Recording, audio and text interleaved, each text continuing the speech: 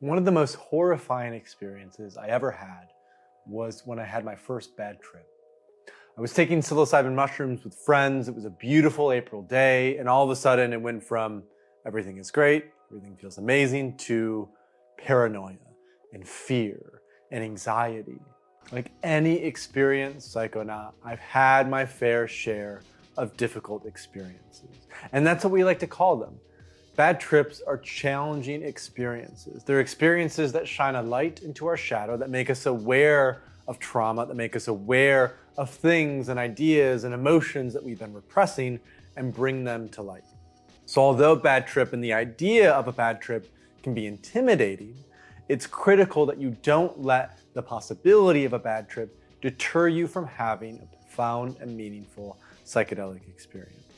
Because at the end of the day, psychedelics are incredibly safe substances. They are the safest drugs that we have available to us.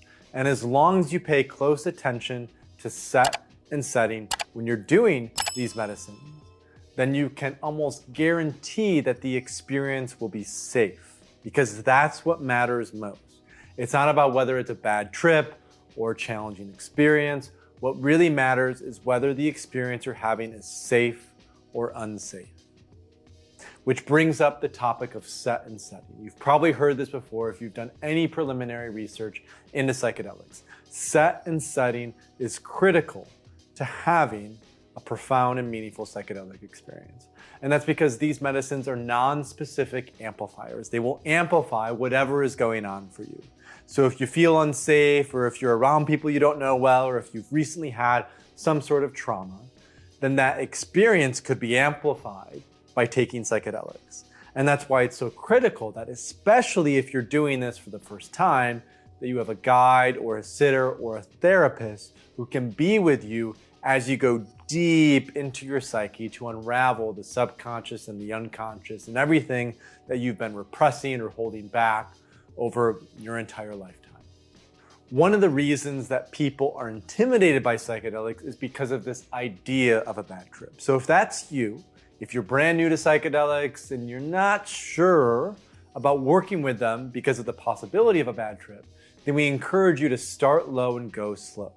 So let's say the ideal amount that you want to work up to is 3.5 grams of psilocybin mushrooms. Well, taking that right off the bat is like diving into the deep end of a pool before learning how to swim. So if there's some sort of fear or hesitation in doing that, then it might be best to start with a float tank or breath work, to start with a microdose of psilocybin mushrooms, maybe 0.1 to 0.2 to 0.5 grams, and just first learn what it feels like to peel back the layers of your conscious being and see what it's like to go into the shadow, to expose a light into those parts of yourself that you don't acknowledge or recognize or love. And then within that process of slowly peeling back those layers, you'll become more and more comfortable with going deep, with going inwards and exploring all parts of who you are. If you want to learn more about psychedelics, about how to set up an optimal experience, about what is the appropriate set and setting for your needs, how can you mitigate the chance of a bad trip, how do you integrate a challenging experience, what is the difference between a safe and an unsafe psychedelic experience, go to thethirdwave.co, where you'll find plenty of free educational resources on how you can have an optimal psychedelic experience for healing and transformation. Thanks so much for watching. If you want to stay up to date on the third wave of psychedelics, subscribe to this channel and visit thethirdwave.co, where you'll find plenty of free resources on intentional and responsible psychedelic use.